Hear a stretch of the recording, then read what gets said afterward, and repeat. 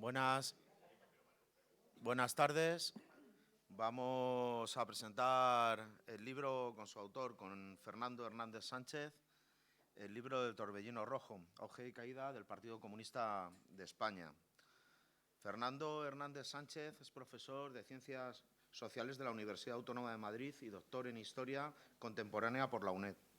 Pertenece a la Asociación de Historiadores del Presente y preside la asociación Entre Siglos XX y XXI. Ha escrito artículos en Público, CETEX y en El Salto. Es autor de varios libros que están ahí en la mesa, que después amablemente os puede dedicar. Su primer libro, Jesús Hernández, ministro de la República, disidente en el exilio, Guerra o Revolución, el PC en la Guerra Civil, que es un libro que ha tenido un gran éxito y me comentan que está agotado. No sé si es verdad. Sí.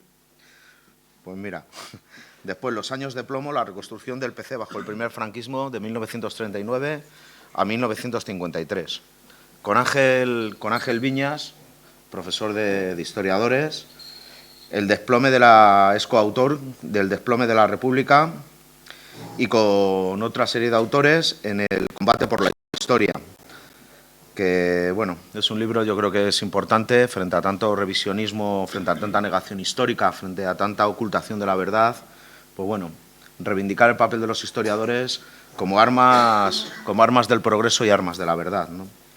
También tiene editado El bulldozer negro, El general Franco y La frontera salvaje. Le queremos dar la bienvenida al Ateneo. Para nosotros y nosotras es pues un honor y un placer tenerle aquí, y sin duda hoy en día es uno de los mayores especialistas en la historia del Partido Comunista de España. Y bueno, como a mí no me habéis venido a escuchar, habéis venido a escucharle a él, sin más le doy la palabra. Muchísimas gracias por asistir y un saludo.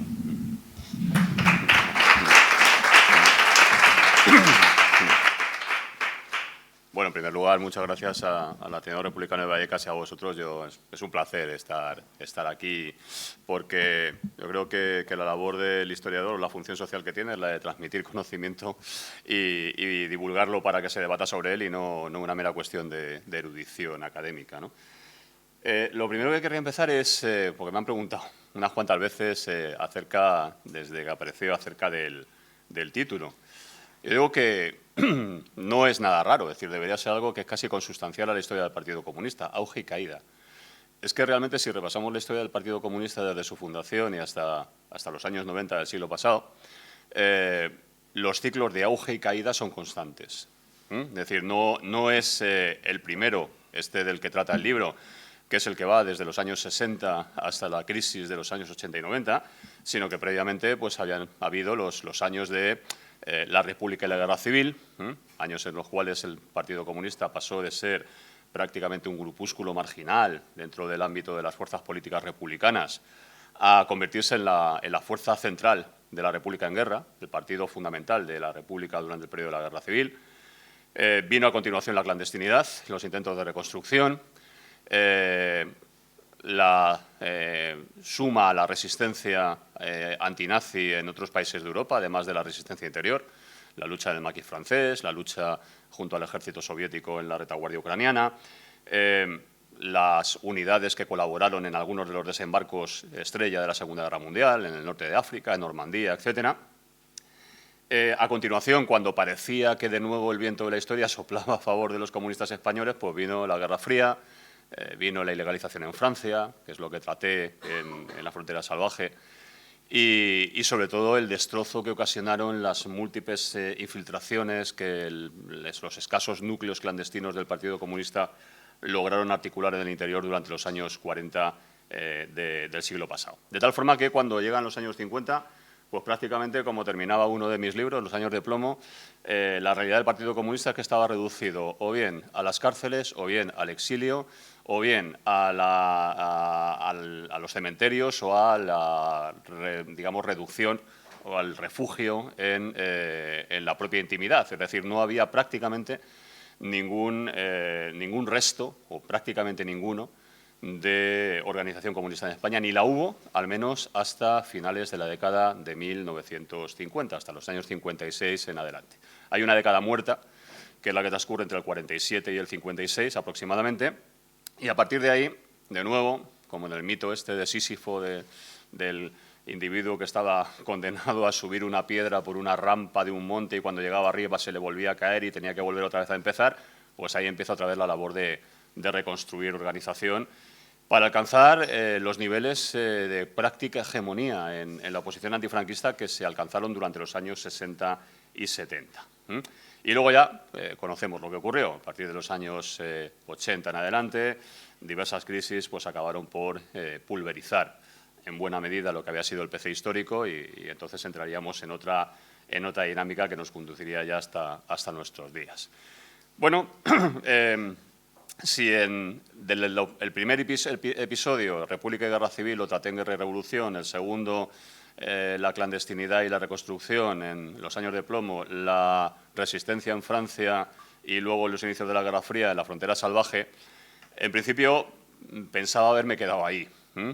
Había cubierto aproximadamente pues, unos 50 años de los años centrales del siglo XX y pensaba que, a partir de ese momento, abordar el estudio de lo que ocurrió con los comunistas españoles durante los años de la dictadura franquista a partir de los años 60 me quedaba un poco fuera de alcance. Quizá era una prevención, he de confesarles, un tanto, no sé si ridícula o desde luego en la que estaba afectada mi propia experiencia.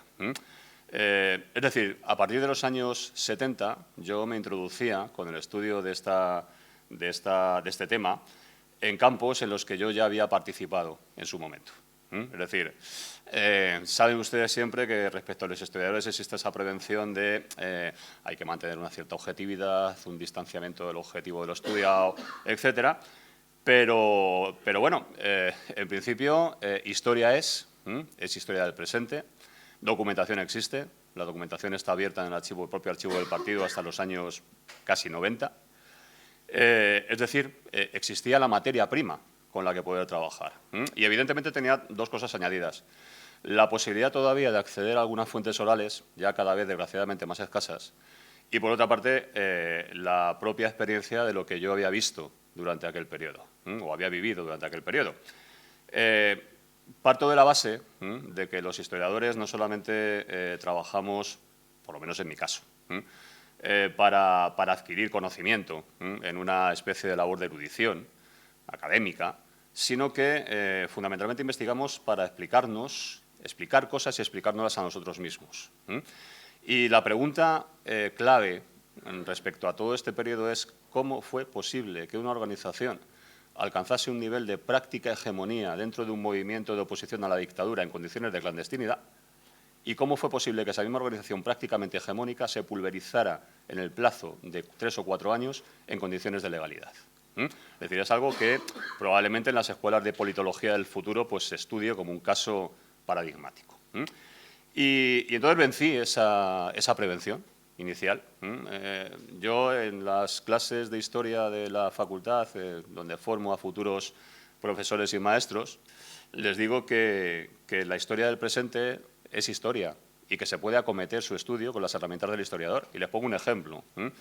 Marc Bloch, que fue uno de los fundadores de una de las escuelas historiográficas más potentes del siglo XX junto con la escuela marxista, la escuela de los anales de sociedad, cultura y civilización, era medievalista de especialidad. Y, sin embargo, cuando estalla la Segunda Guerra Mundial, él ya con 40 y pico años, bastantes, digamos, muy maduro para la época, se alista de nuevo en el ejército francés y entonces asiste a la debacle, al hundimiento, al colapso de Francia y de su ejército en 3 meses de ofensiva alemana en el año 40.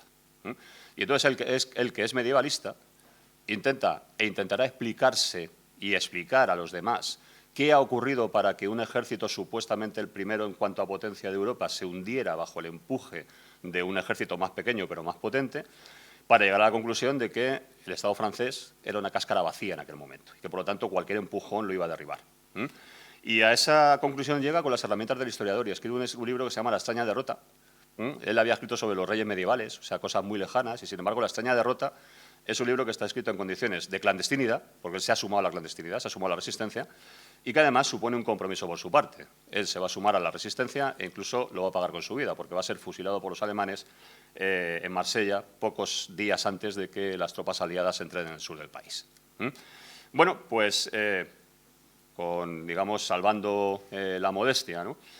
¿Por qué yo, que había vivido aquellos acontecimientos, no podía intentar dar explicaciones o algún intento de explicación a esa pregunta que me había planteado en un principio?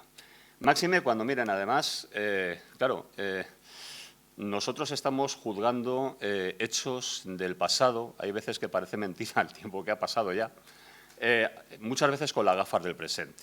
Y tenemos que ponernos en situación, y la documentación primaria, que es una de mis obsesiones, es la que nos puede revelar muchas de las cosas que ocurrieron, independientemente de las interpretaciones que posteriormente han dado aquellos que vivieron aquellos hechos.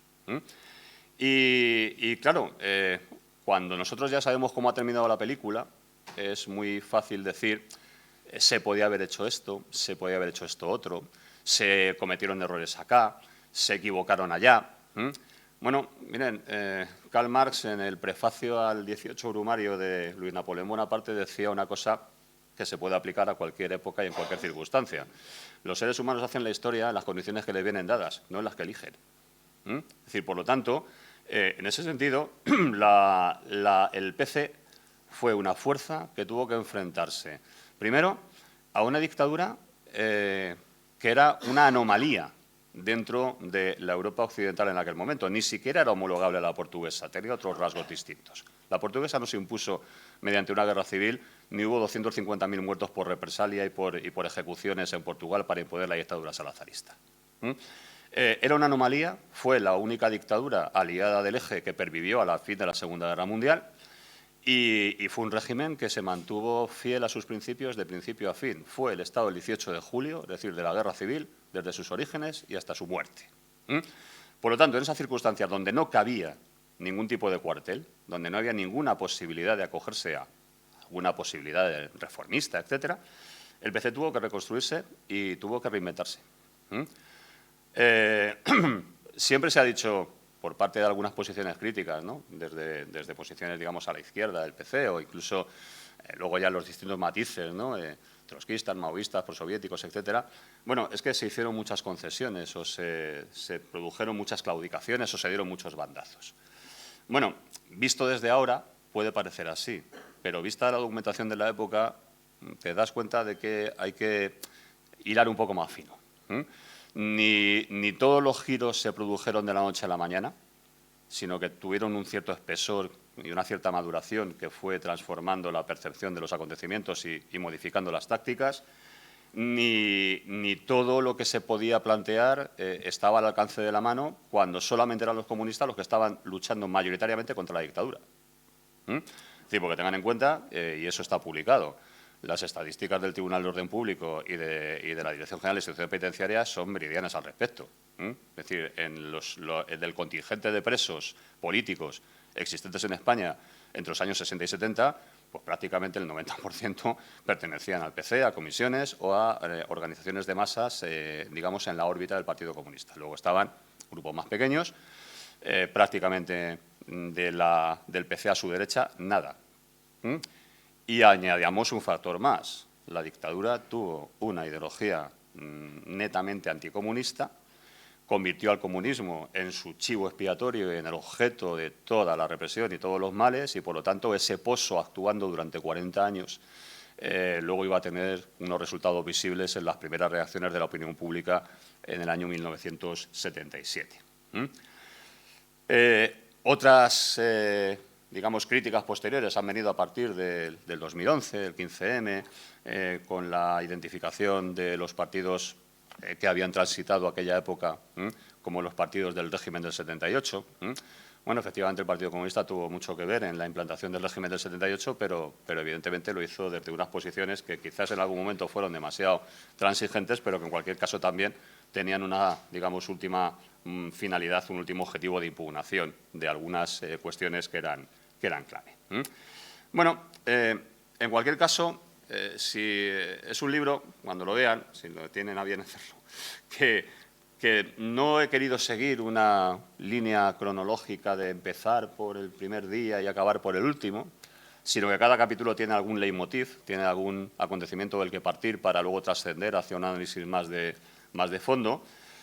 Y arranca, lógicamente, con una pregunta que todo el mundo, fuera y dentro del país, quiero decir, todo el mundo que estaba comprometido con la causa comunista se preguntaba, ¿hay alguien ahí? Es decir, a partir de los años 50 lo que quedaba era tan poco, estaba tan aislado, estaba tan machacado, que muchas veces lo que se produjeron fueron conatos de reconstrucción, aislados entre sí, a veces incluso con cierta proximidad geográfica, pero con total desconocimiento de lo que unos estaban haciendo respecto a otros, y con la única orientación, cuando podían, de escuchar la pirenaica en los momentos en que los servicios de interferencia del Ministerio de la Guerra primero, el Ministerio del Ejército primero y luego el Ministerio de Fuerza de Turismo permitían que se pudiera captar, ¿no? Y ahí es donde arranco pues, viendo cuáles son las semillas de lo que vendría después, ¿no? Por una parte, los viejos militantes quemados de la época de la guerra, que poco podían hacer porque todos estaban ya fichados y, por lo tanto, en el momento en que ocurría cualquier cosa, la policía se plantaba en su casa y les volvía a hacer pasar el calvario que habían pasado ya reiteradas veces.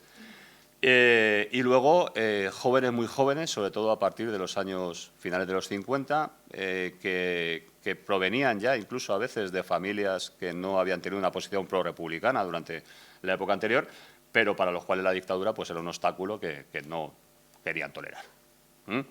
Y bueno, pues ahí es donde trato un poco acerca de cómo se fue generando ese tejido social, ese tejido político, pequeñas células primero, luego algún radio, alguna agrupación posterior, golpeadas una y otra vez, con las fuentes de la época, con las fuentes tanto las propias del partido, que conocía poco y mal lo que ocurría dentro, como con las fuentes de la policía, que sí que sabía muy bien lo que se cocía dentro. Y en ese sentido, es algo que alguna vez me han dicho, ¿por qué le das tanta importancia a las fuentes de la policía y de los servicios de información? Digo, hombre, porque los conocían mejor que nadie y porque realmente uno no puede hacer la historia de una organización solamente con sus propias publicaciones, porque serían estupendos todos. A veces se cometen errores, hay contradicciones, cambios de línea, purgas, cuestiones que hay que analizar. Y a veces esa información no procede, lógicamente, de las propias filas, sino que procede de los enemigos de esa organización, ¿no? Que también se intoxicaban y también tenían información falsa, ¿no? Tenemos, por ejemplo, algo que he detectado y que de lo que he hablado tanto en este libro como en el anterior, miren, cuando ahora que se está hablando de la Ley de Protección de Datos y del acceso a las fuentes de archivo, si ustedes quieren saber lo que opinaban los norteamericanos sobre lo que pasaba en España desde el final de la Segunda Guerra Mundial hasta los tiempos de la transición, tienen dos fuentes en Internet, los archivos de la CIA y Wikileaks. Sin límites. Bueno, sí, único límite, los últimos 25 años. Pero los archivos de la CIA es que tienen los documentos originales, en facsímil, en PDF. Ustedes van allí, ponen Spain Franco, ¡pam!, y tienen mogollón. Se los descargan y pueden ver ustedes, se pueden sentir incluso el propio presidente de Estados Unidos en ese momento, porque además pones only for your eyes, es decir, solamente para los ojos del señor presidente. En ese sentido hay que decir que los yanquis no tienen complejos. Es decir, pueden ustedes ver cómo derribaron a Allende, cómo intervinieron en Vietnam, pueden ver las torturas de Guantánamo, por qué, etc. 25 años y de 25 años para acá, para atrás, lo que quieran. ¿Y qué? ¿Verdad? Bien, digo esto porque es una paradoja que a veces tú llegas aquí a los archivos militares y te dicen que hay impedimentos para ver algunos documentos cuando están en Internet porque la CIA los ha colgado. Entonces, en ese sentido, todavía tenemos incluso cosas que aprender, ¿no? Bien, ¿qué es lo que ocurre después? Bueno, pues después de esa penosa reconstrucción de los 50, viene el giro estratégico del año 56 con la política de reconciliación nacional, que en cierto sentido yo creo que se ha malinterpretado bastante. No era el hecho de, aquí no ha pasado nada, vamos a abrazarnos con los falangistas, sino que era sencillamente decir que el marco había cambiado, que lógicamente ya la guerra no era un factor que pudiese ser invocado para movilizar una nueva generación de opositores contra la dictadura, sino que la divisoria ya no pasaba por dónde estabas tú en la guerra civil, sino por dónde estás tú respecto a la dictadura, en contra o a favor. Y en ese en contra se encontraban nuevas promociones de estudiantes, de trabajadores no politizados, muy jóvenes algunos que ni siquiera habían conocido la guerra civil, que encontraron la posibilidad de empezar a trabajar junto con los comunistas en este sentido. Y ahí es donde nace fundamentalmente esa experiencia que es la que va a convertir a los comunistas en hegemónicos durante los años 60 y 70, que es el nacimiento de las comisiones obreras. Repito, y estoy pasando un vistazo muy rápido, todas estas cuestiones no tuvieron lugar de la noche a la mañana. La política de reconciliación nacional se estuvo, digamos, cocinando durante varios años antes de su formulación y no se desarrolló plenamente hasta la segunda mitad de los años 60. A comienzos de los 60, todavía, que además un periodo álgido de la Guerra Fría, con la crisis de Cuba y la de Berlín en 61 y en 62, todavía coexistía la doble estrategia de, bien, si podemos ir por la vía pacífica iremos, pero si nos obligan a ir por la vía armada también lo haremos. Lo que pasa es que, lógicamente, a partir del momento en que ya no había condiciones, la sociedad española se estaba desarrollando, urbanizando, regenerando generacionalmente, etcétera, la invocación a la lucha armada pues no tenía lugar. Aún así, he de decirles que hasta el año 73, cuando, a raíz del derribo de Salvador Allende en Chile, el PC tuvo una escuela de formación de cuadros, fundamentalmente de las juventudes, cerca de Bucarest, donde además de instrucción política se recibía instrucción en lucha armada también. Más como una tentativa de decir, bueno, estaremos preparados para lo que venga, que como una opción real. Pero en cualquier caso, les digo que no todos los giros fueron inmediatos, sino que mantuvieron, digamos, un espesor, una cierta evolución hasta llegar a lo que conocemos luego como la vía democrática y pacífica al socialismo. Más cuestiones a tener en cuenta. El debate de los años 60 acerca de cuál iba a ser la salida de la dictadura. ¿Sería una salida violenta? Ya hemos visto que no. ¿Sería una salida rupturista? Había posiciones acerca de que inmediatamente se podría derribar a Franco mediante lo que llamaban una acción democrática nacional. Primero se llamó huelga general política, luego huelga nacional pacífica, al revés, perdón, huelga nacional pacífica, huelga general política, acción democrática. Esa posibilidad se estuvo manejando hasta el 74. Todavía produce un poco de candor ver los documentos de comienzos del 75, cuando el Comité Ejecutivo, encabezado por Santiago Carrillo, dice: debemos ir a tomar la sede de los sindicatos, sacar a los trabajadores a la calle y forzar que el ejército no dispare contra las masas. Estamos hablando de 75, en septiembre de 75 se producen los últimos 5 fusilamientos de la historia de la dictadura. Es decir, para que vean que la dictadura no tenía precisamente mucha intención de dejarse doblegar pacíficamente. Bueno, en esos debates que por una parte producen rupturas, por otra parte van produciendo acumulación de experiencia, es donde se genera fundamentalmente una estrategia que es la que en finales de los 60 y comienzos de los 70 va a convertir al PC en lo que fue, que es lo que se llamó la Alianza de las Fuerzas del Trabajo y la Cultura. Una estrategia de alianza amplia con sectores de la sociedad española cuyo objetivo fundamental era lo que llamaban crear espacios de libertad. Es decir, estamos en una dictadura, la dictadura, de momento, y gracias a qué, fundamentalmente, pues a la fidelidad de un ejército que todavía era en su mayor parte el ejército que había ganado la guerra civil. En el año 75, el 60% de la alta oficialidad del ejército habían sido alféreces provisionales, es decir, los soldados políticos falangistas de la guerra. Bueno, pues si el ejército no se dejaba doblegar, había que crear una situación mediante la cual la dictadura se fuese vaciando de contenido para facilitar al final, digamos, un tránsito rupturista hacia una democracia, creando estructuras donde se adelantasen los nuevos espacios de libertad que vendrían después. Asociaciones de vecinos, movimiento estudiantil, las comisiones obreras, las comisiones de vecinos, los movimientos de renovación pedagógica, los movimientos de cristianos de base.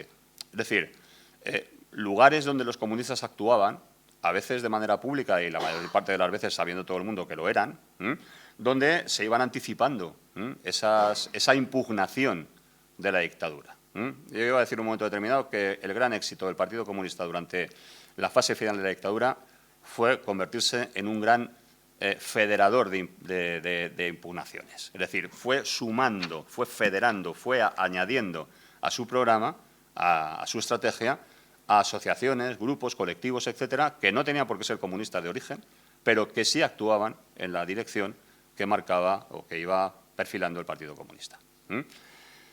En esas circunstancias, pues el dictador se murió en la cama y a partir de ese momento hubo que empezar a lidiar con las correspondientes limitaciones a las que me he referido al principio. Es decir, uno puede tener buena parte de la razón, pero encontrarse solo. Uno puede tener buena parte de la razón y no ser capaz de generar alianzas amplias con otras fuerzas políticas. En el momento en que Franco muere, empiezan a irrumpir partidos, organizaciones y grupos que no habían tenido vida activa durante los últimos 40 años, pero que empiezan a posicionarse en la sociedad española.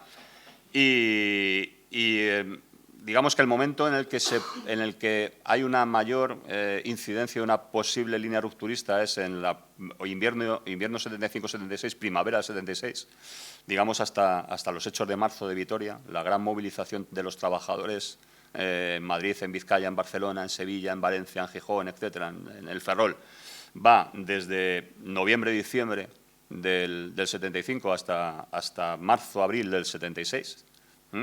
Y ahí es donde ya les digo que ahí irrumpe, mejor dicho, mi egohistoria. Yo recordaba en ese sentido la huelga de los trabajadores de Standard Eléctrica que se mantuvo durante casi 2 meses y medio, mi padre uno de ellos, ¿no? Donde no ha entrado absolutamente nada en nuestra casa, donde éramos mis padres, mi hermana y yo, y sin embargo se mantuvo esa posición de fuerza hasta que se consiguió ganar el convenio colectivo.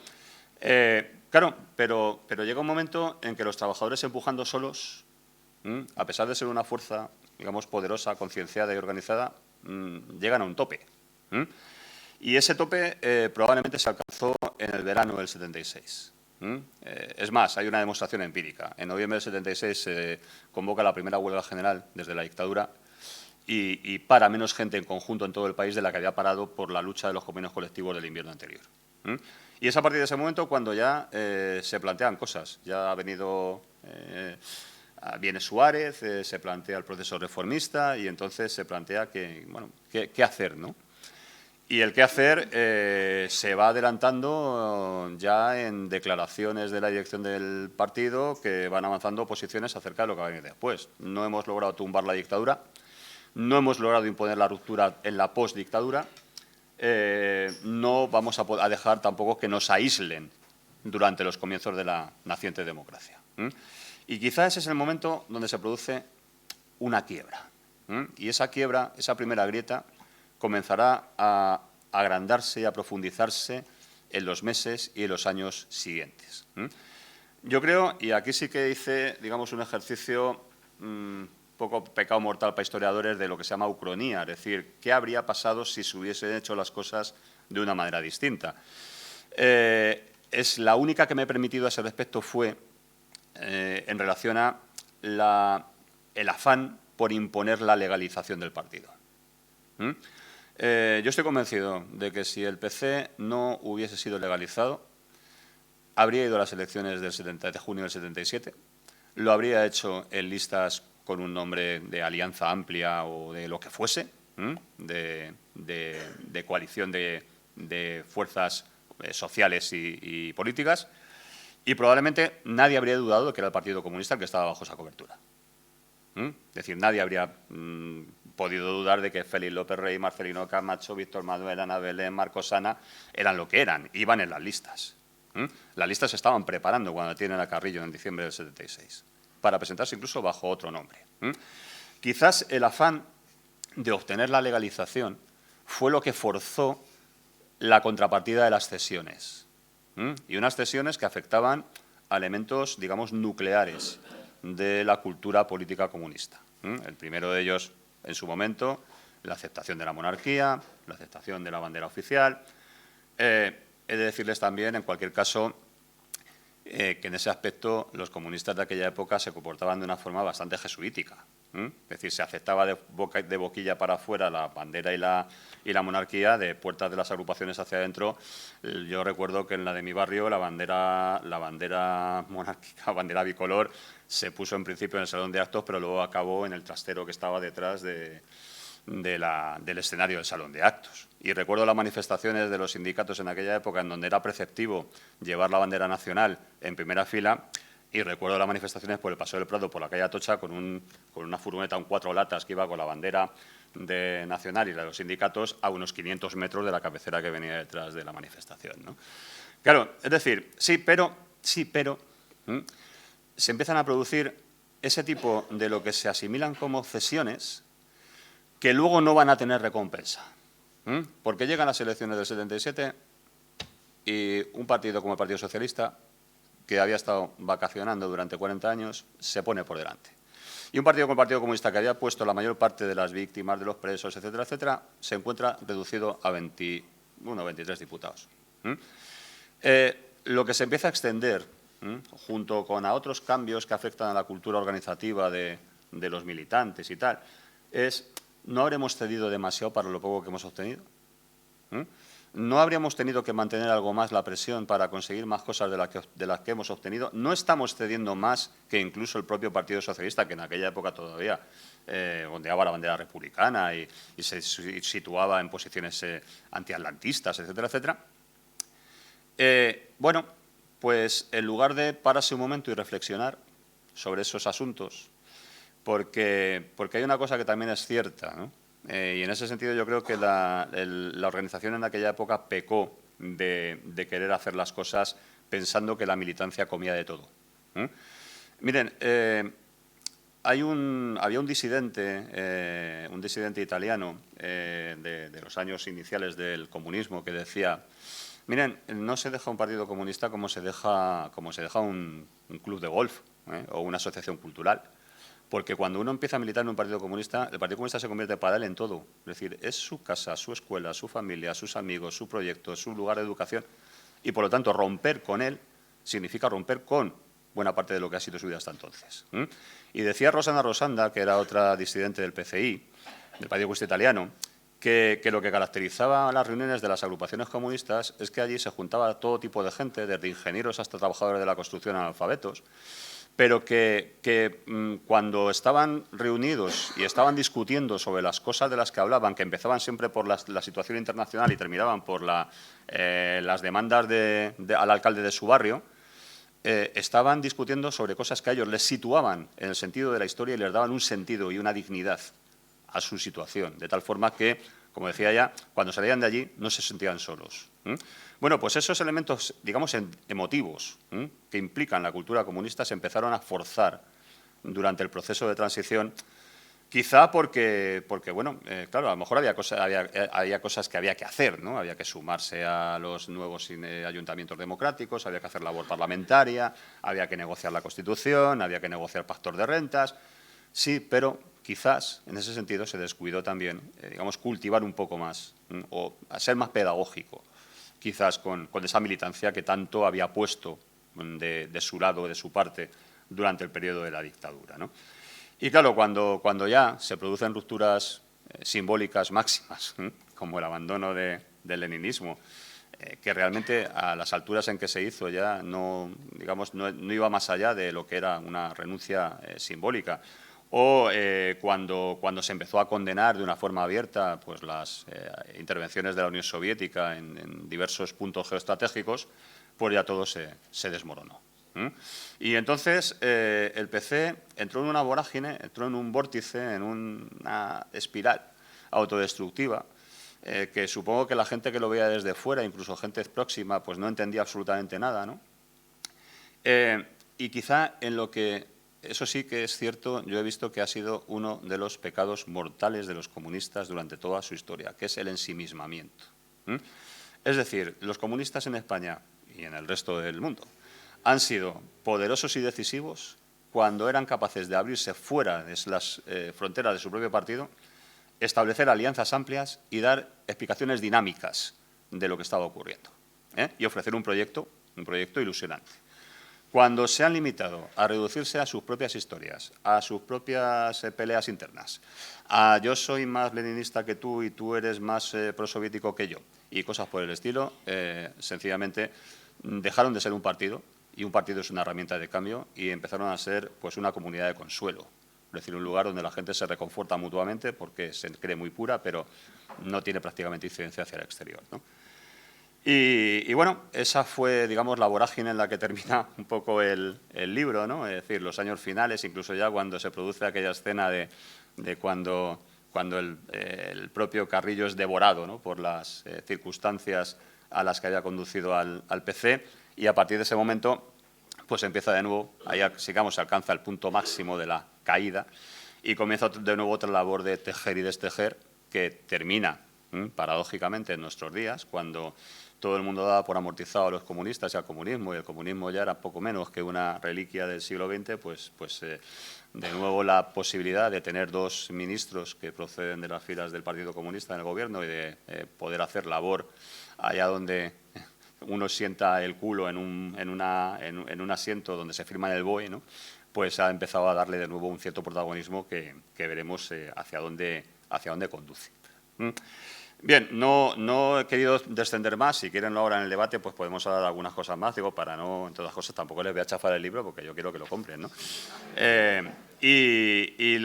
Lo que sí quisiera terminar, porque me parece, digamos, que es lo que con la frase, no, esto no es spoiler que dicen ahora, ¿no?, pero digamos con la frase con la que termino el libro, porque en cierta medida es la frase o son las frases que dan sentido a los cuatro libros que he escrito acerca del Partido Comunista a lo largo de lo que ha sido su historia durante ese siglo XX, ¿no? Me permiten un momentito que lo busque, porque se me ha ido, lo tenía guardado, porras. Oh, si no, mira, si me dejas esto, mejor. Porque está justamente al final. Dice lo siguiente, ¿no? Vistas como lectura para el presente, las historias que conforman la historia del PC demuestran lo complejo que resulta combinar los elementos contradictorios que conviven en una fuerza de izquierda y que significan ser al mismo tiempo movimiento de lucha y partido con vocación de poder, organización con identidad fuerte e impulsora de amplias alianzas, partido de masas y de vanguardia. También arrojan lecciones sobre la contradicción entre discurso democrático y praxis autoritaria, entre búsqueda de acuerdos transversales y fusiones sectarias, entre renovación teórica y regresión doctrinaria. Los detalles y los hitos de 3/4 de siglo de recorrido evidencian lo inexacto de hablar del comunismo español como si fuera un todo homogéneo. Piensen ustedes que, y hago un inciso, nosotros estamos todavía discutiendo acerca de qué son o qué quieren ser o qué han sido los comunistas desde el año 78 hasta ahora, pero para los que tenemos enfrente, entre ellos la señora esta que pastorea la comunidad cerca de aquí, los comunistas son los mismos de Paracuellos del 36. Y eso no ha cambiado para nada.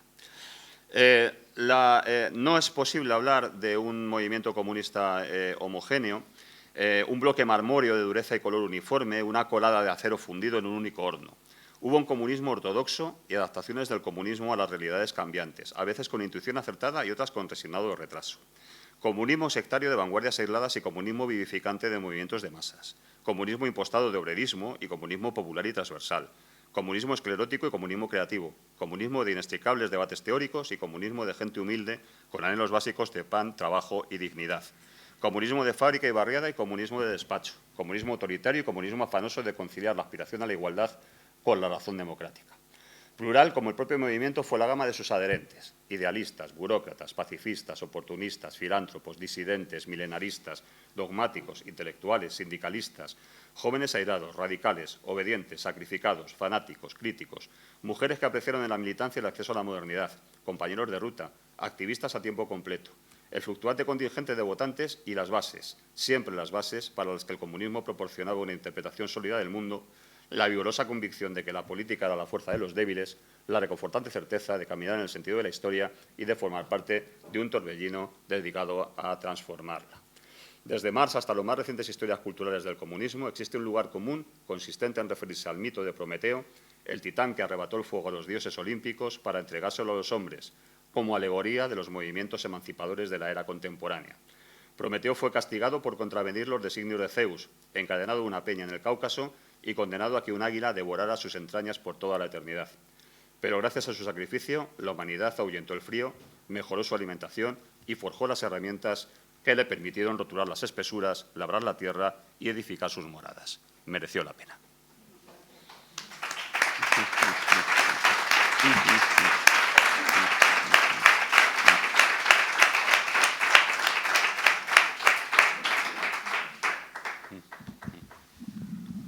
Bueno, después de la lección tan magistral que nos has dado, y para los que nos identificamos con el comunismo, con el ideal comunista, desde luego elementos para reflexión hay encima de la mesa, ¿no? Yo creo que uno de los más importantes es, efectivamente, si los comunistas saben interpretar las realidades de su sociedad, si están en su sociedad, no metidos en las sedes pegándose puñaladas, sino que están en la sociedad trabajando, el comunismo tendrá un futuro.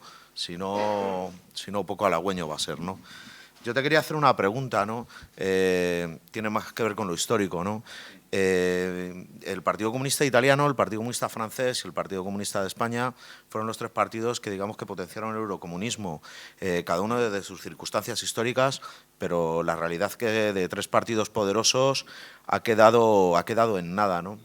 Quizá el único partido comunista de Europa Occidental, el Partido Comunista Portugués, que es un partido que rechazó el eurocomunismo, es el único partido que sigue teniendo, digamos, una influencia de masas real, ¿no? Real, tanto en lo sindical, en los barrios, en lo cultural, etcétera, ¿no? ¿Qué explicación o qué lectura se le puede dar a eso, ¿no? Que los partidos, cada uno de circunstancias históricas, repito, muy diferentes, abrazaron el eurocomunismo, los tres están como están. Bien, ese es un debate que yo creo que ahora mismo está paradójicamente más vivo que nunca, ¿no? Porque yo soy de la idea de que bueno, el eurocomunismo primero fue una marca que venía de fuera, porque fue una etiqueta que pusieron unos periodistas a una realidad, que era una realidad existente, y era que los partidos comunistas occidentales ya desde los años 60, sobre todo desde el año 68, habían rechazado la tutela de la Unión Soviética, creían que no había un único centro de decisión del movimiento comunista internacional, sino que cada partido debía adecuarse a su propia realidad nacional e intentar generar sus propias estrategias, ¿no? Pero eso tampoco venía en el año 68, venía prácticamente desde los años finales de los 50, principios de los 60, cuando se produce la ruptura con China y luego, por otra parte, Togliatti y los italianos elaboran la vía nacional al socialismo italiano, ¿no? En ese sentido, yo creo que a veces se confunde el eurocomunismo o digamos, la vía democrática al socialismo que se formuló por estos partidos en aquella época con digamos, los giros tácticos en corto de sus propias direcciones, en concreto en el caso de España, ejemplificadas en el caso de Santiago Carrillo, ¿no? Y del equipo. Pero, sin embargo, había gente dentro de la dirección del PC que pensaba efectivamente que el eurocomunismo era una vía original, propia, igual que en el caso italiano. ¿Qué es lo que se produce? Probablemente una precipitación que es la que tiene lugar con los acontecimientos que provocan la caída de la Unión Soviética. Para mí no tiene sentido que partidos que habían renunciado al referente o al modelo soviético desde los años 60 tuviesen que verse afectados por la caída precisamente de la Unión Soviética en los años 80. Lo que pasa es que fue un acontecimiento histórico que tenía huella. Y yo creo que hubo partidos, y entre ellos el italiano, que es, digamos, el caso más sangrante, que se precipitaron en el cambio a un nuevo modelo y lo que hicieron fue tirar el agua sucia de la bañera con el niño dentro. Es decir, que en lugar de haber, porque son justamente además los años en que la socialdemocracia vira hacia el socioliberalismo, es decir, experimenta un giro de derechas que dejaba abierto un campo a la izquierda de los partidos socialistas que podía haber sido explotado. De hecho, quizás en ese sentido, en España, la experiencia de Izquierda Unida y luego lo que vino después, y quizás hasta Podemos, demuestra que desde los años 80 para acá siempre ha habido un espacio a la izquierda del PSOE que el propio PSOE no ha ocupado porque tiene límites en cuanto a la asunción de determinados postulados que vayan más allá de unos reformismos bastante conciliadores, ¿no? Claro, de todas maneras hay que decir que evidentemente es que las sociedades fundamentalmente han cambiado mucho desde entonces. En los años 70 la clase trabajadora industrial era mayoritaria. Yo también recuerdo, lo he dicho alguna vez, ¿no? Yo recuerdo que cuando íbamos a esperar a mi padre a la salida de estándar ahí en Ramírez de Prado, aquello parecía la salida de la fábrica de Novecento, ¿no? Es decir, salía la gente miles de personas, ¿no? Y ahora pues ves a 2 o 3 con un traje y un maletín que en cuanto llegan los 45 los prejubilan. Es decir, la estructura industrial, la estructura social ha cambiado radicalmente de los años 80 para acá y en ese sentido, quizá los comunistas han tardado en detectar cuáles pueden ser los nuevos sujetos digamos, los nuevos actores que se pueden incorporar a un proceso de cambio político, ¿no? Incluso el Partido Comunista Portugués también está, en ese sentido, a pesar de que tiene, digamos, una fidelidad, está también declinando por unas circunstancias similares. Es decir, además, hay que tener en cuenta, a veces el modelo del Partido Comunista Portugués hay que ponerlo también un poco entre paréntesis, ¿no? El Partido Comunista Portugués se desenvolvió a partir del 74 en unas circunstancias muy distintas a las del español, el italiano y el francés. Se incorporó una revolución por efecto de una dictadura derribada por el propio ejército, cosa que aquí no podíamos ni soñar. Y a partir de ese momento se abre el llamado proceso revolucionario en curso, que dura hasta finales del 75, pero en noviembre del 75, cuando la situación, las contradicciones políticas y los enfrentamientos se agravan en Portugal hasta el punto de que hay un verano caliente donde en el norte de Portugal se asaltan sedes de la izquierda, y cuando, por otra parte, los militares portugueses radicalizan el proceso, algún sector, Otelo Salve de Carvalho, etcétera, los comunistas tienen que decidir entre asumir la dirección de una revolución que provocaría una guerra civil o replegarse. Y de hecho, bueno, adoptan la postura, digamos, responsable y se repliegan, ¿no? Bueno, es complicado, es complicado. En cualquier caso, hay una cosa que yo creo, hay 2 enseñanzas que yo creo que se desprenden de toda esta historia, ¿no? Uno, que los espacios políticos no los tienes en herencia. Es decir, que los espacios políticos no los tienes registrados, no tienes registro de la propiedad. Este espacio es mío, aquí no entres. Sino que los espacios políticos se ganan porque se merecen. Y si no se merecen, se ceden. Y te los ocupa otro. Y yo creo que la historia de los últimos años ha sido justamente esa demostración, ¿no? Y luego, en segundo lugar, algo que yo creo que el eurocomunismo planteaba, digamos, las reflexiones teóricas del eurocomunismo planteaban en los años 70, que quizá no se haya explotado adecuadamente, aunque luego en la práctica estamos viendo que hay posibilidades de hacerlo, que es una idea que provenía de Gramsci, que era la diferencia entre partido hegemónico mayoritario y partido decisivo o influyente. En la izquierda puede haber un partido mayoritario o hegemónico, que siempre ha sido el PSOE. El PSOE, oigan, es que es como, vamos, no sé, es como esas plantas que arraigan en un sitio y a pesar de que las eches sal y luego las arranques y les vuelve a surgir otra vez y sale de nuevo, ¿no? Bien, debemos quizás hacernos la idea de que el Partido Socialista es el partido mayoritario, un partido hegemónico en cuanto a número, pero lo que decía Gramsci es que lo importante es el partido decisivo e influyente, es decir, que el que imponga las ideas fuerza sea un partido que, aunque más minoritario en cuanto a magnitud, en cuanto a tamaño, sea capaz de generar las ideas hacia las que avance el cambio, incluso arrastrando hacia esas ideas y hacia esas iniciativas al partido hegemónico, ¿no? Y yo creo que, bueno, en ese sentido, la experiencia de estos años de gobierno, a pesar de todo, pues, digamos, es un banco de pruebas acerca de que a veces con presencias minoritarias se pueden acabar imponiendo, se puede acabar tirando del ronzal para que otros que son más numerosos sigan el camino por el que queremos que vayan. Muchas gracias. ¿Alguien quiere hacer alguna pregunta? Sí.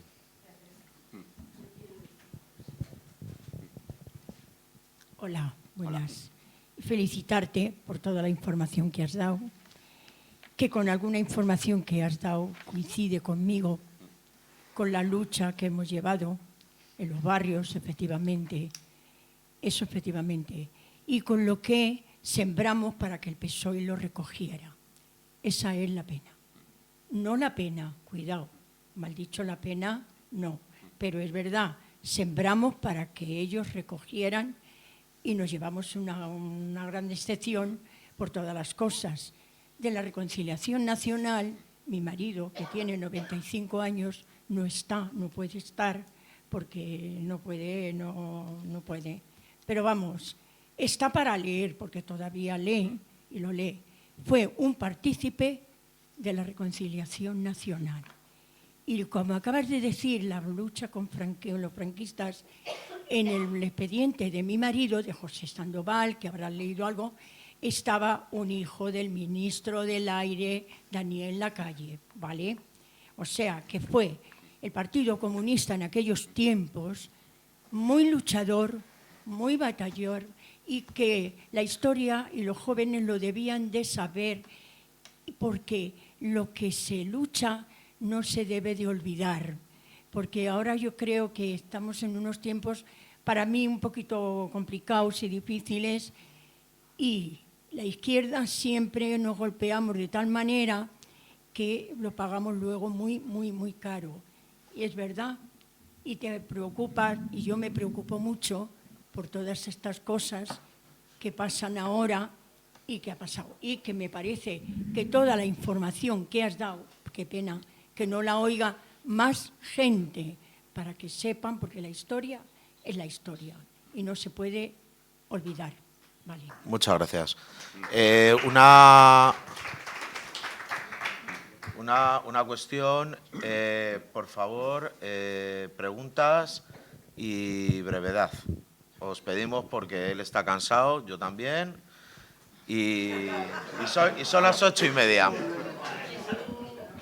Fernando, Así que felicidad. brevedad.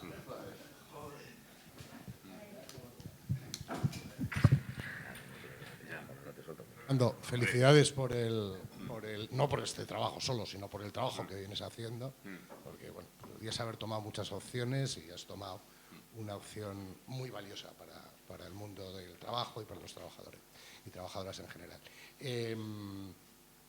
Has llegado a un momento crucial, que es el inicio de la transición, la legalización del PC. Y ahí has dicho que has hecho un ejercicio de pensar cómo podrían haber sido las cosas de otra manera, ¿no? Yo me imagino que en ese final, que todavía era de clandestinidad, pero de clandestinidad final, me imagino que todavía los debates, generar debates en el interior de un partido como el Partido Comunista era complicado. Grandes debates, como es por ejemplo ese, el de presionar por la legalización o nos da igual, mantenemos el programa máximo. Vale. Pero mi pregunta no va por ese sentido, sino por el lado de los de enfrente.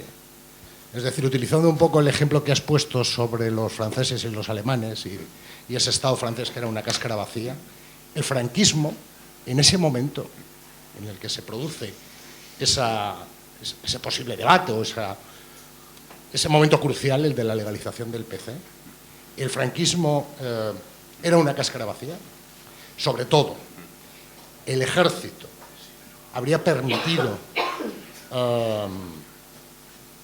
el mantenimiento del programa máximo, la conquista de nuevo de un régimen republicano.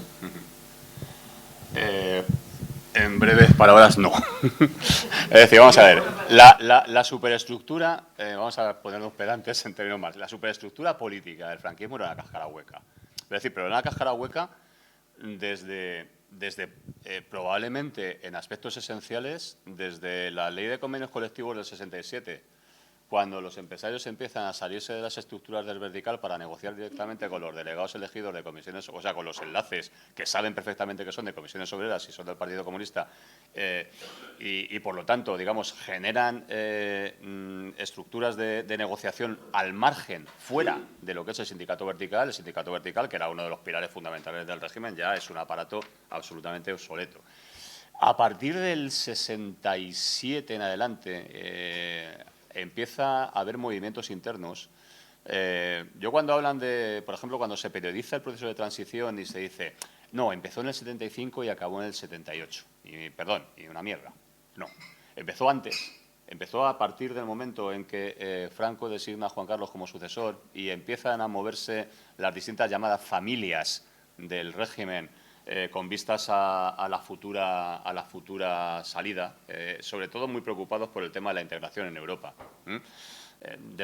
Ahí cito, por ejemplo, una cosa que ya, digamos, es algo que fue un precursor, ¿no? Cuando fusilan a Grimaud en el 63, alguien le comenta al corresponsal de Le Monde, a Novais, alguien del Ministerio de Economía, de Industria, le dice, con esto hemos perdido no sé los años que dijo de negociación para adherirnos a Europa. Es decir, el régimen había preferido imponer la cuota de sangre para recordar de dónde venía a los elementos más pragmáticos. Y a partir de ese momento hay momentos en los que ya hay individuos dentro del propio régimen que van superando y rompiendo con él, no simbólicamente, pero sí en la práctica. Una de las cosas que cito en el capítulo de la financiación es como el INI, el Instituto Nacional de Industria, negocia directamente con el partido la venta de barcos carboneros a Bulgaria, sabiendo que hay una comisión millonaria. Claro, había empresas que hacían comercio triangular, ¿no? Que vendían naranjas a Checoslovaquia, que compraban cámaras fotográficas en Alemania Oriental, las vendían en no sé dónde, las convertían en dólares y los dólares iban al Banco Central de Europa del Norte y a partir de ahí lo inyectaban en el PC, ¿no? Pero claro, es que el negocio aquel es de tal volumen que la comisión, y la comisión puede ser tan millonaria que los negociadores del partido dicen, no, esto lo tiene que decidir el comité ejecutivo, o sea, es que no hay más. Y entonces, porque la documentación se encuentra en el archivo, en la sección correspondiente a Praga, a Checoslovaquia, que era donde radicaba la dirección, el comité ejecutivo del partido, legal, ¿no? Y claro, y es un tipo del Opus Dei, que es el director general de Industrias Navales, el que negocia directamente con con gente del Partido Comunista que trabaja en el INI, entre ellos el poeta Ángel Valente, y le dice, no, es que recurrimos a vosotros porque vosotros sabéis, nos podéis conseguir la mejor oferta. Claro, y la oferta era estupendo, sabían cómo funcionaba. Es decir, los comunistas españoles iban a los correspondientes países de Europa del Este, hablaban con el viceministro de Comercio, que generalmente era un exbrigadista internacional que se podía cantar ahí Carmela y comían tortilla, bebían vino tinto, lloraban un poco y el negocio estaba hecho.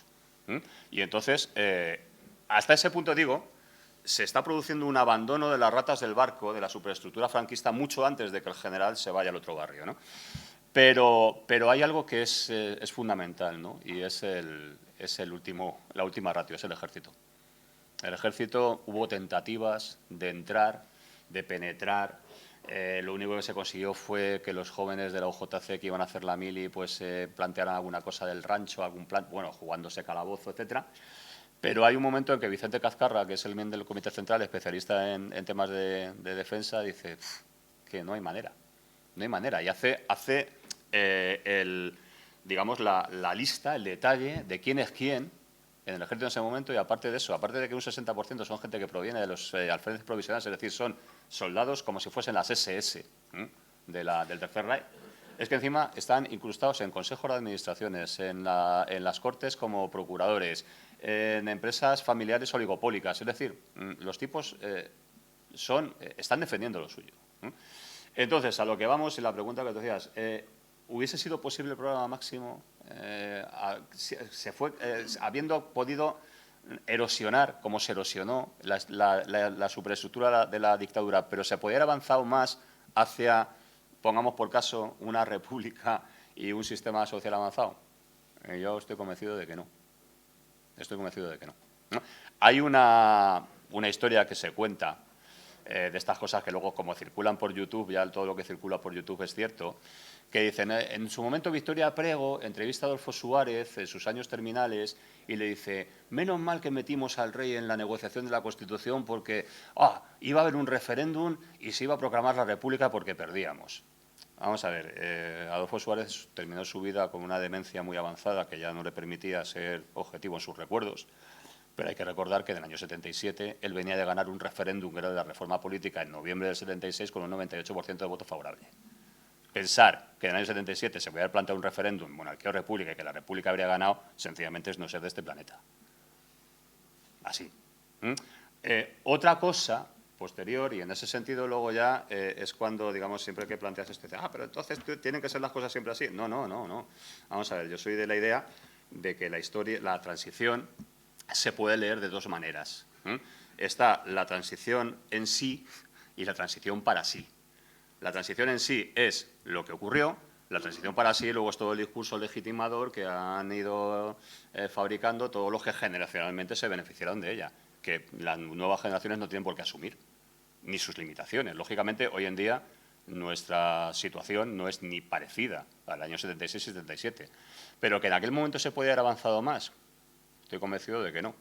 Vamos, de hecho, raro era el día, y creo que tú y yo lo hemos conocido, en que no nos levantábamos con la información de una intentona golpista por acá, de una bronca en un funeral de militares por allá, el 23F, pero luego también el octubre del 82, es decir, que la última línea de defensa feroz, berroqueña del franquismo fue el ejército, mucho más incluso que la policía y que otros aparatos del Estado, pero el ejército fue la última razón que permitió, digamos, imponer los límites máximos del campo de juego. Luego ya se pudo jugar en otras circunstancias. Yo también soy partidario de que no debemos tampoco cubrirnos de cenizas.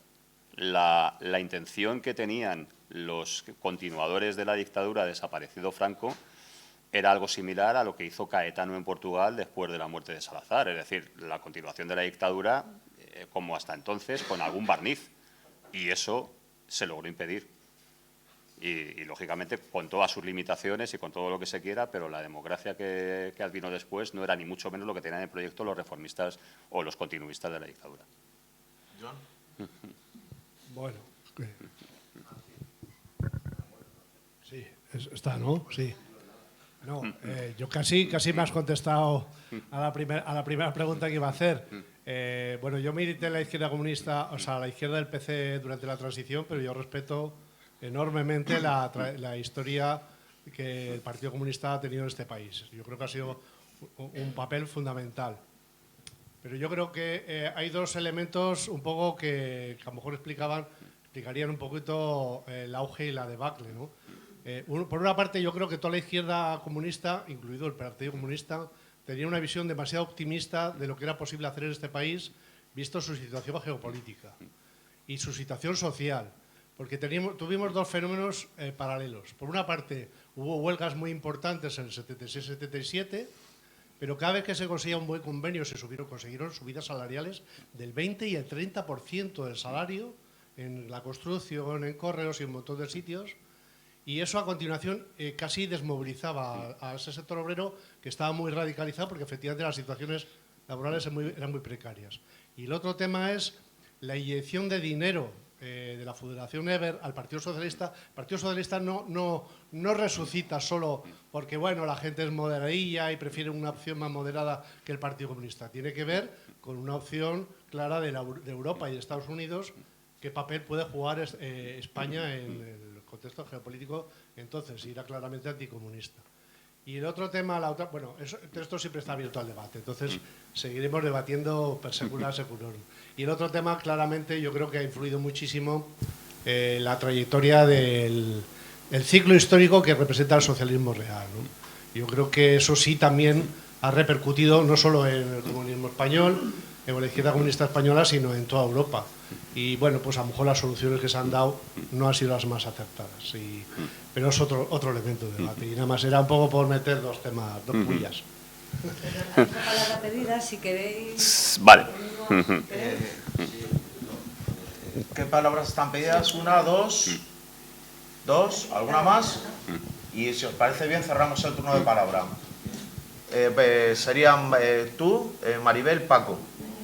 No, tú no, pues tú y Paco. Vale. Vale, cerraríamos el turno de palabra, si os parece bien. Hola. Bueno, sí, enhorabuena para Fernando, por supuesto, que lleva una trayectoria ya de muchos años. Ya yo la he seguido un poquito porque fuimos compañeros de trabajo y bueno, casi desde sus comienzos ha ido trabajando el tema y lo conoce muy a fondo. Bueno, pues el tema de la evolución del comunismo en España y posiblemente también en Europa. Bueno, respecto al tema del libro, claro, auge y caída del PC es hablar pues del auge y caída del comunismo y casi también del auge y caída del marxismo, como la ideología que lo ha sustentado y lo sigue sustentando, creo yo, vamos. Bueno, has hablado antes de la renuncia del leninismo, pero en el fondo yo creo que el análisis marxista sigue ahí de fondo en muchas organizaciones, no solamente del Partido Comunista, en otras organizaciones y en partidos, tanto partidos como organizaciones de masas.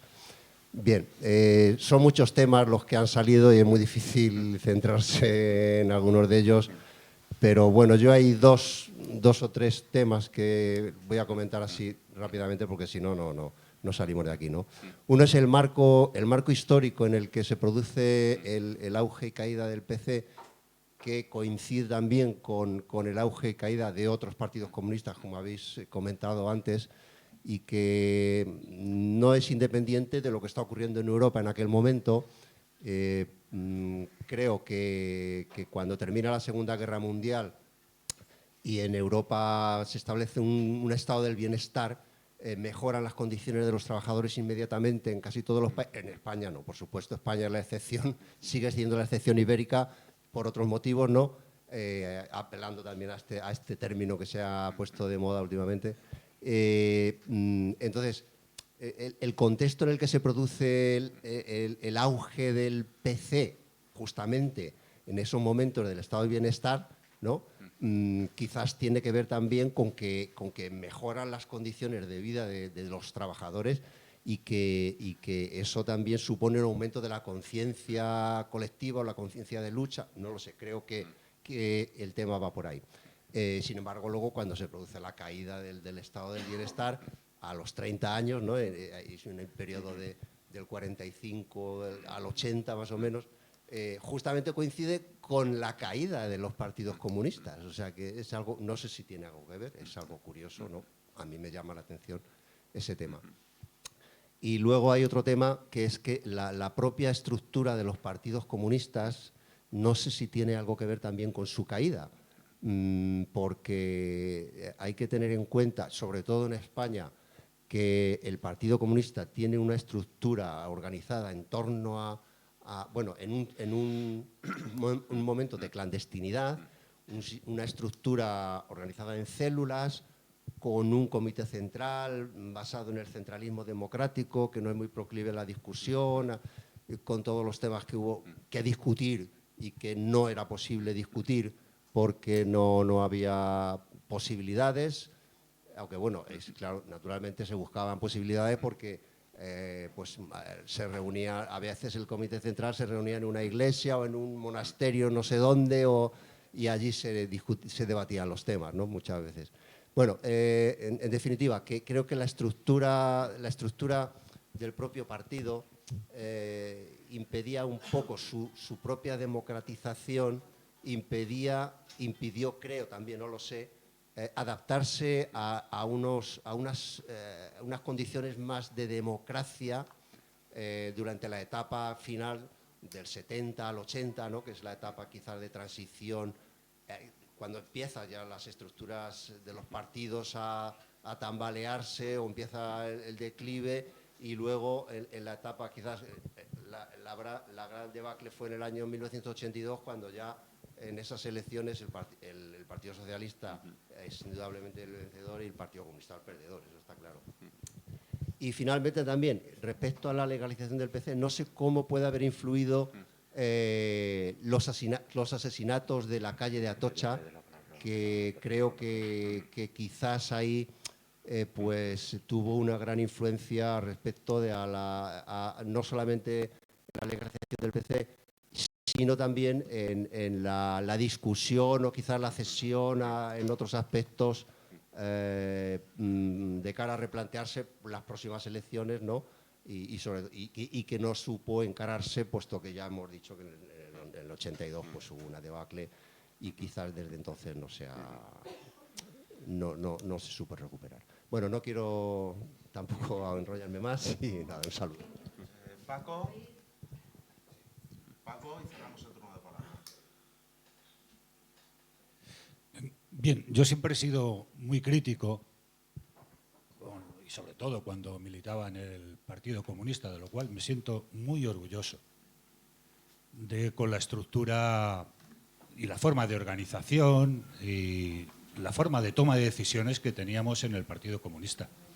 Pero mira, comparado eso con cómo funcionan algunas organizaciones políticas en el año 2022, aquello era un jardín de infancia. Es decir, que pongamos las cosas en su verdadera dimensión. decir que las organizaciones políticas son lo que son. Tienen una estructura muy vertical y el funcionamiento que tenía el Partido Comunista, pues yo creo que incluso era más democrático de lo que algunas organizaciones, incluso que están en el gobierno, tienen hoy en día. El libro que se nos ha presentado sobre la historia del Partido Comunista, es la reciente historia del Partido Comunista, tiene dos fases. Una el auge y la otra la caída. Yo creo que sobre el auge estamos de acuerdo. El auge del Partido Comunista se debe, como se debió también durante la Guerra Civil, esto lo sé más por oídas, lógicamente, y por la transmisión que se me ha hecho de aquellos momentos, es por esa política de masas, por ese acercamiento, por esa apertura, que en el caso de los últimos años del franquismo fue la apertura, por un lado, a los sectores profesionales, aquello que se llamaba la alianza de la fuerza del trabajo y la cultura, y por otro lado, también el reconocimiento del hecho nacional, del hecho diferencial de algunas comunidades que luego fueron comunidades autónomas dentro del Estado español. Bien, y luego la caída. ¿Por qué se produce la caída?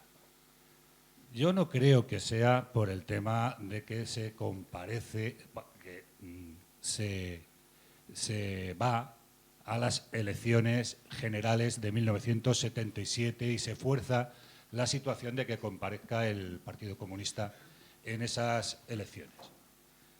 Yo que soy muy dado a la ucronía, de hecho he escrito un libro ucrónico sobre el tema de cómo hubiesen funcionado el país con el tema del COVID, si hubiese otra posibilidad, otra forma de haber gestionado esa crisis, eso es muy complicado.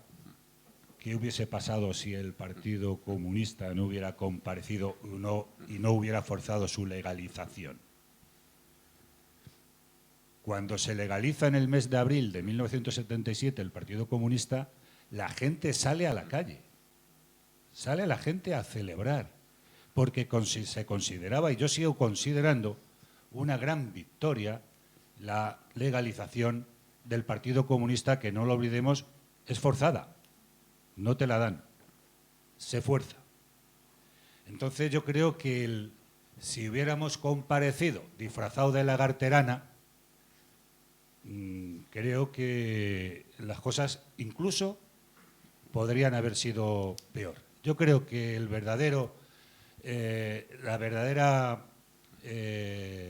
verdaderas causas de la caída del Partido Comunista tienen elementos estructurales y elementos de política y de geopolítica internacional, también de la situación del comunismo. Cuando el Partido Comunista sale a la luz como un partido legal en 1977, ya el comunismo,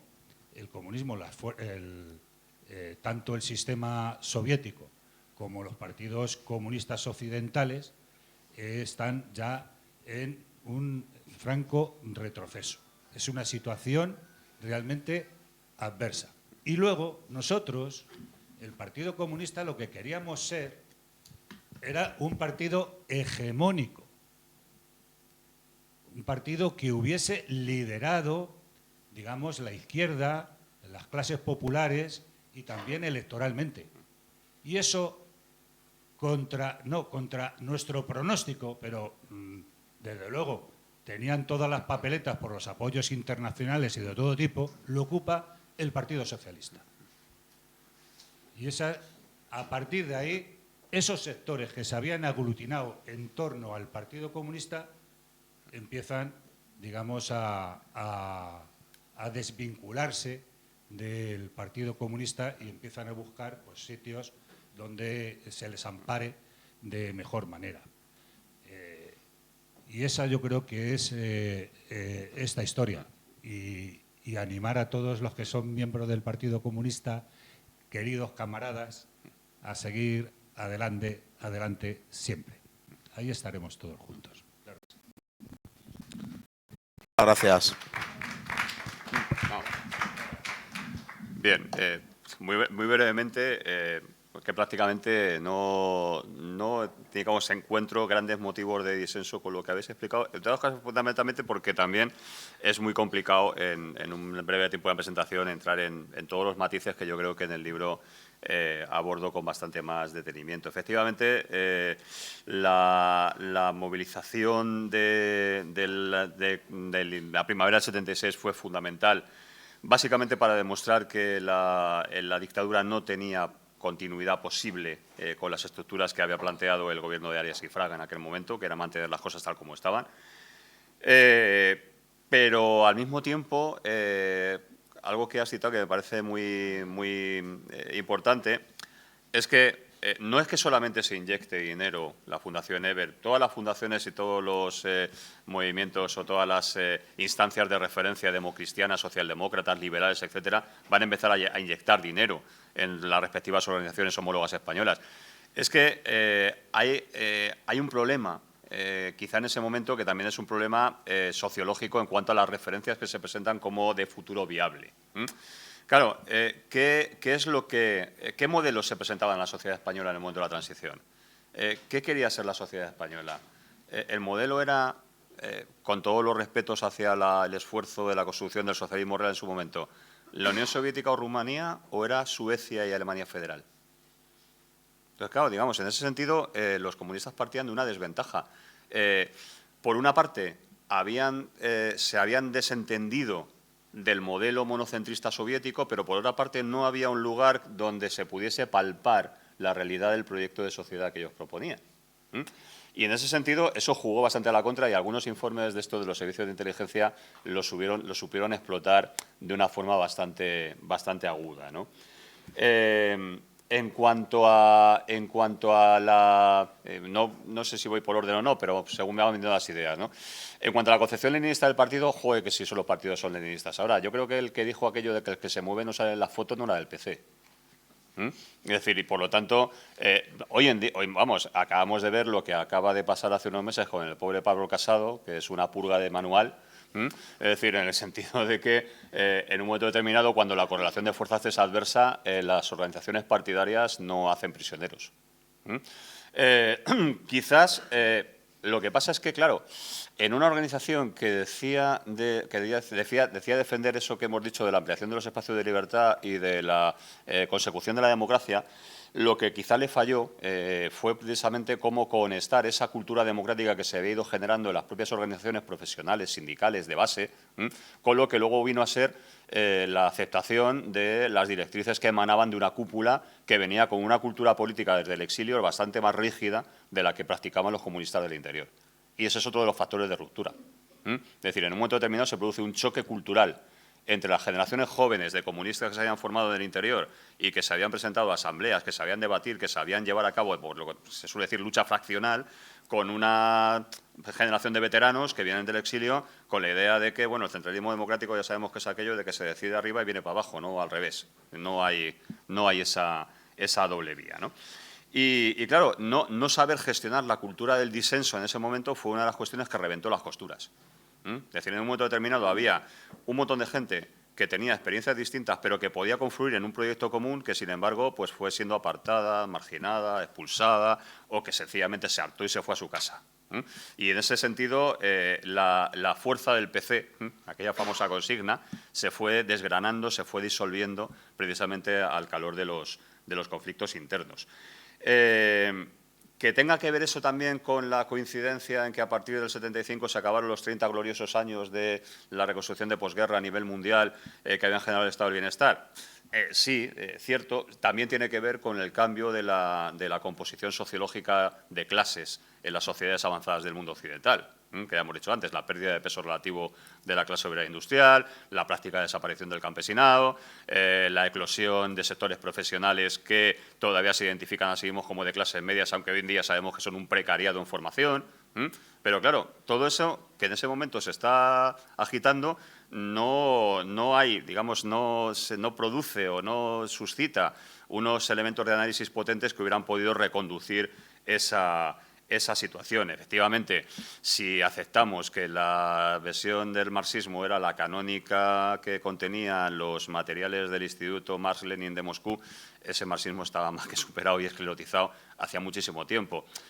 Había corrientes regeneradoras, corrientes renovadoras, que ya no eran estrictamente o, digamos, berroqueñamente marxistas, pero que podían también haber ofrecido una posibilidad de desarrollo algo más creativo. Y efectivamente, lo que has dicho tú, es decir, también hay un momento en que la propia estructura del partido choca o encorseta el debate, la propia coyuntura, que parte de la necesidad de tener que tomar decisiones en caliente a veces de un día para otro. Y en ese sentido el tema de la legalización es paradigmático. Vamos a ver, la legalización, la posibilidad de acudir a elecciones bajo una cobertura que no se llamase PC está planteada por Santiago Carrillo en la conferencia de prensa que lleva a cabo en la calle Alameda en noviembre del 76 y en las reuniones del Comité Ejecutivo que tienen lugar en esa misma época y del Secretariado, mejor que es un órgano más restrictivo, que tienen lugar en un molino de Alcalá de Guadalajara, justamente también en ese año, donde se están elaborando listas. A mí me pasó Víctor Díaz Cardiel, que cae en la detención de Santiago Carrillo, donde cae el secretariado, me pasó la fotocopia de los papeles quemados que le había intentado arrojar a la chimenea para que la policía no se los pillase y se los pilló, y que están en su expediente, donde figuraban las candidaturas provinciales, donde, vamos a ver, había que ser probablemente alguien muy poco avisado o con muy poca información para no darse cuenta de que bajo aquella lista de lagarteranas estaban comunistas. Igual que, por ejemplo, las comisiones obreras no se presentaban como tales a las elecciones sindicales, sino como uniones de trabajadores y técnicos. Es decir, pero todo el mundo sabía que cuando Marcelino Camacho se presentaba en la Perkins era comunista, o que Julián Ariza, o que Fidel Alonso, es decir, lo sabían perfectamente. ¿Qué es lo que acaba inclinando la balanza hacia la legalización? Efectivamente, el impacto de lo de Atocha, que fue demoledor. La movilización del partido en la calle, donde he logrado hablar con gente, me consta que ese día el gobernador civil de Madrid, que tenía contacto con Luis Pérez Lara, que era el representante del comité central que el partido nombró para negociar con él, dejó en manos de un miembro del comité central la seguridad ciudadana en Madrid y en el servicio de orden del partido la seguridad ciudadana durante el entierro, para que la policía no apareciera. Claro, eso fuerza porque tiene una potencia simbólico brutal. En las memorias de Alfonso Osorio, que era la mano derecha de Suárez, dice que Suárez, en un momento que Suárez había prometido a los militares que jamás sobre su cadáver iban a legalizar al Partido Comunista, que en febrero, después de lo de Atocha, le dice, bueno, ¿y ahora qué hacemos? ¿Y si esta gente se presenta en comisaría diciendo que son comunistas, qué hacemos? ¿Los detenemos a todos? ¿Y si se manifiestan en la calle, qué hacemos? ¿Disparamos contra ellos? Y si intentan alguna movilización más potente, ¿los hacemos desaparecer como en Chile o en Argentina? Es decir, claro, llegó un momento en que ya el empuje era tan brutal, el potencial simbólico de la movilización de Atocha era tan brutal, que por esa parte ellos ceden. Claro, ¿qué ocurre? Que por otra parte, Carrillo tuvo una expresión, quizá a mi juicio no muy adecuada para un secretario general de un partido comunista, pero que era muy simbólica. Dice, sí, nosotros hipotecamos, claro, cada uno hipoteca lo que tiene. ¿Y qué hipotecamos? Hipotecamos la famosa secuencia de la legalización del Comité Central en el que se adopta la bandera, viene precedida por una declaración del Alto Estado Mayor del Ejército, reunido en sesión extraordinaria, de la cual trasciende una primera versión pública, que es la blanda, por decirlo de alguna manera, pero que tiene otra versión dura respecto a las amenazas que conlleva para la situación, la legalización del PC, que es la que le comunican a Carrillo, y Carrillo junto con Jaime Ballesteros y Don Mar dicen, esto tiene que pasar o no. Es decir, lo que vuelvo a decir lo que he dicho al principio, es decir, las circunstancias en las que tuvieron que jugar el partido, claro, uno puede ser Zidane y enfrentarse con los leñeros del Celtic de Glasgow que te parten la pierna a la menor de cambio, en un campo lleno de baches y con calvas en el terreno, pero hay que jugarlo. Y bueno, en ese sentido, quizás es... yo les invito, por eso les digo que quizá en una hora y pico es muy complicado ser rico en matices, ¿no? Pero creo que efectivamente los factores estructurales, los factores externos, los factores internos, los factores de lucha política, de culturas distintas, de generaciones distintas, con experiencias distintas, que podían haber confluido en un proyecto común, pero que no se supo gestionar esa pluralidad y acabó reventando, como acabó reventando, están presentes en el libro. Miren, hay una viñeta que a mí la suelo poner como ejemplo, del viñetista de Manuel Fondevila, del Diario, en el que aparecen a un lado 2 individuos de derecha y al otro lado aparecen 2 individuos de izquierdas. Y entonces los individuos de la izquierda están peleando entre sí y dicen, tenemos unos mismos objetivos, pero innumerables matices nos separan, y están abroncándose. Y en el otro lado están los de derecha estrechándose la mano y dicen, innumerables matices nos separan, pero un solo objetivo nos une. Bueno, pues yo creo que, digamos, en cierta medida somos el resultado de aquella experiencia y, si quieren que les diga, mi único afán en ese sentido, es decir, porque ya les he dicho al principio que mi intención no es la de recrearme la erudición, sino la de proporcionar herramientas de reflexión que en la medida de lo posible sirvan para discutir sobre el pasado, para alumbrar el presente y, en la medida que se pueda, pues incidir sobre el futuro, es lo que les ofrezco para que puedan ustedes tener su propia opinión.